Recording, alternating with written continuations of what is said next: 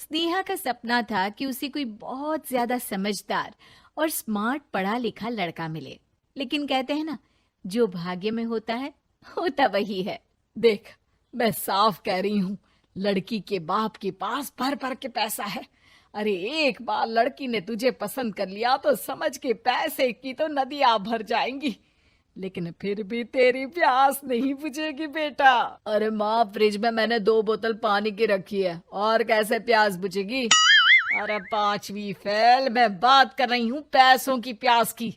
तू गवाह नहीं समझेगा इस बात को। बस तुझसे लोगों की नौकरी करवा लो। वो क्या है ना आशीष की माँ, वो सीधा है, और जिसे तू लोगों की नौकरी बोल रही है ना, वो आशीष का प्यार है अपने लोगों के लिए, जिनसे वो प्यार करता है या जिनसे जुड़ा हुआ है वो। अरे जमाना नहीं रहा वो।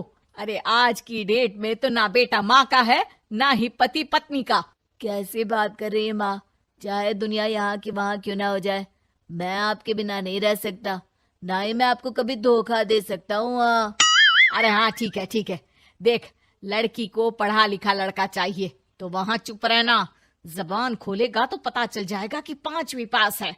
अरे तो पढ़ा देती ना आगे। माना सौतेली माँ हो, लेकिन दहेज की लालच तो अपने बेटे जैसी ही रख रही हो। पापा ऐसा मत बोलिए ना माँ को, वो मेरी माँ है, मैं उनसे बहुत प्यार करता हूँ। अच्छा अच्छा बेटा, कुछ नहीं कहता, बस तैयार हो जा, चलते हैं और देखते हैं कि कौन है लड़की और क्या चाहती है। सभी मिलकर लड़की देखने जाते हैं, जहाँ स्नेहा आशीष को देखकर ही इम्प्रेस हो जाती है। वाह, कितना हैंडसम है। काश इससे मेरी शादी हो जाती, लेकिन पता नहीं कितना पढ़ा लिखा है। स्नेहा, लड़का बहुत अच्छा है, बेचारी की माँ दूसरी है, लेकिन देख रही है ना, हीरा भी इतना चमकीला नहीं होगा जितना कि ये। स्नेहा को समझ नहीं आता कि वो क्या करे। वो आशीष से मिलती है, उसकी सादगी, उसकी बातें उसे भा जाती है। मैंने नहीं सोचा था कि इतना पढ़ा लिखा लड़का मुझे मिलेगा। मैं शादी करने के लिए तैयार हूँ। और फिर स्नेहा और आशीष की शादी हो जाती है। शादी के बाद सासू माँ कहती है, अरे बेटा, वो तेरे जेवर मुझे दे दे, मैं संभाल कर रख दूंगी। स्नेहा, जो कि खुद भी एक समझदार लड़की थी, नहीं नहीं, मैं अपने जेवर नहीं दूंगी। उसके लिए तो मैंने पहले ही लॉकर खुलवा लिया था माँ जी। ये मेरी कुछ आर्टिफिशियल ज्वेलरी है, इसे रख लीजिए। वैसे मेरी अलमारी में जगह नहीं है ना। सास बेचारी नई नई बहू से क्या उलझती। सुनिए जी, मैंने आपके लिए खाना और नाश्ता बना दिया है। ऑफिस कब जाना है? कौन से ऑफिस में? मैं तो घर का सारा काम करता हूँ। हाँ, क्या बात कर रहे हैं? इतना पढ़ लिख कर आप घर का काम क्यों करते हैं? कितना पढ़ लिख कर?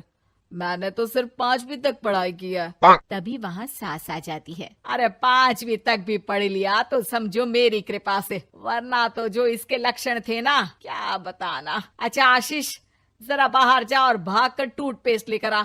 सुबह से मंजन नहीं किया। और हाँ, फिर जाकर दुकान की सफाई कर देना। तेरा छोटा भाई दुकान पर जाने को तैयार हो रहा है।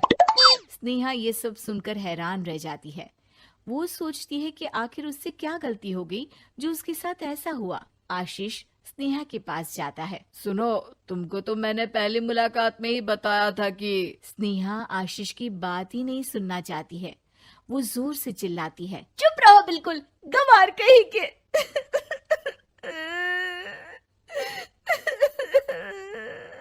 कितना बड़ा धोखा हो गया मेरे साथ। अब मैं इस घर में नहीं रह सकती। प्लीज ऐसी बात मत करो, मेरी पत्नी हो तुम, जैसे बोलोगी मैं वैसा करूंगा। मैं कोशिश करूंगा बाहर जाकर कोई काम ढूंढ लूं, पर प्लीज मत जाओ। चुप रहो गंवार कहीं के, मैं तुम्हारे जैसी की बीवी हो ही नहीं सकती। आशीष स्नेहा को लाख समझाने की कोशिश करता है, लेकिन वो अपने मायके चली जाती है। माँ चलिए ना, स्नेहा को मना कर लेकर आते हैं। अरे जाओ, बनाने जाए मेरी जूती। इतना घमंड, जैसे कलेक्टर हो कहीं की महारानी। अरे मैं तो तुझे कहूंगी कि तू भी भूल जा, हमने नहीं भगाया, खुद ही तो गई है। माँ वो बीवी है मेरी, मैं प्यार करता हूँ उससे, मैं जा रहा हूँ उसे लेने। वहीं स्नेहा के घर पर, माँ वो तो कुछ काम ही नहीं करता, घर का नौकर है, 5वीं पास। मैं नहीं रह सकती ऐसे आदमी के साथ माँ। बेटा वो लड़का बहुत अच्छा है, उसकी तारीफ मैंने हर किसी से सुनी है। तेरा पति है, अब तक एक गलत माँ के साथ रह रहा था, तू संवारेगी तो संवर जाएगा। तभी वहाँ आशीष आ जाता है। मुझे माफ कर दो स्नेहा, पर प्लीज मुझे छोड़कर मत जाओ। मेरी माँ के जाने के बाद मुझे तुम्ही से सारी उम्मीद है। तुम जैसा कहोगी मैं करूँगा, पर प्लीज मेरे साथ रहो।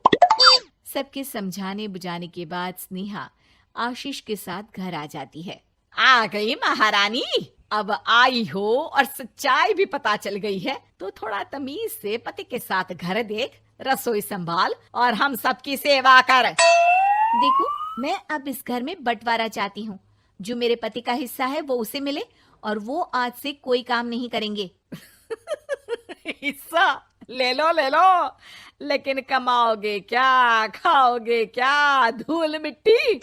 अरे तेरा पति किसी काम का नहीं है, वो तो मेरा बेटा कमा रहा है तो 2 रोटी मिल जाती है इसे।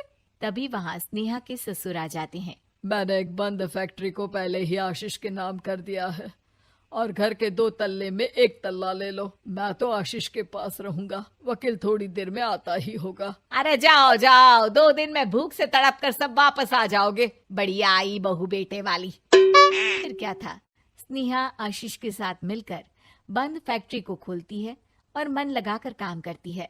दोनों की मेहनत रंग लाती है और आशीष अपनी मेहनत से एक सफल बिजनेसमैन बन जाता है। लेकिन एक दिन, अरे बहू बेटा आशीष, मुझे माफ कर दो, मैं भी अब तुम लोगों के साथ रहना चाहती हूँ। इस कमबख्त ने तो दुकान का बेड़ा गर्क कर दिया। वो तो आशीष था जो सारा दुकान का काम संभालता था। बेटा हमारे पास तो अब खाने को भी नहीं बचा। माँ जी, इसे कर्म के फल कहते हैं। खैर, खाना है तो आपको और आपके बेटे को काम करना पड़ेगा, समझी?